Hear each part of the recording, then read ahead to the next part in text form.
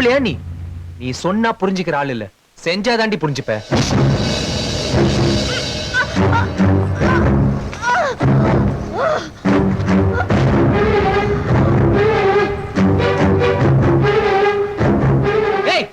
பொம்பளையா பிறந்து பொம்பளைன்ற நினைப்பே இல்லாம ஆம்பளை மாதிரி வாழ்ற உனக்கே எப்படி இருக்குன்னா அந்த பொண்ணுக்கு எப்படி இருந்திருக்கும்.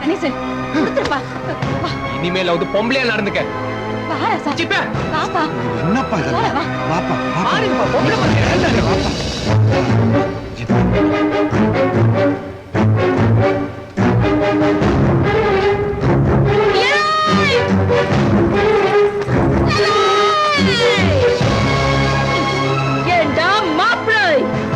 மப்பு இருந்தா இந்த ஈஸ்வரி மேல கைய வச்சுட்டு நீ பாட்டுக்கு போய்க்கிருப்ப. எப்போ என் மேல உன் கை பட்டுச்சோ அப்பவே நீ தாண்டா எனக்கு புருஷன். இந்த வெள்ளிக்கிழமைய சேலை மேல கை வச்ச, அடுத்த வெள்ளிக்கிழமைய உடம்பு மேல கை வைப்ப என் புருஷனா?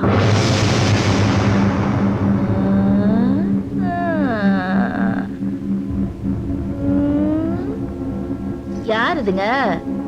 உங்க அப்பா நான் தாளுமா? அப்போ மாமனார் மாமியாரு ஆச்சரியம் பண்ணுங்க. ஏதோ தெரியாம நடந்து போச்சுமா. அம்மா இவகிட்ட என்னமா பேச்சு? ஏலே இசுக்கு உனக்கு இங்கதான் தெரியாது, குறுக்க பேசுற. கல்யாணம் ஆகட்டும், எல்லாத்தையும் கத்து கொடுக்குறேன். மாமா ஐத்த நான் நல்ல மூட்ல இருக்கிறப்பவே உங்க பிள்ளைய கூட்டிட்டு போயிருங்க.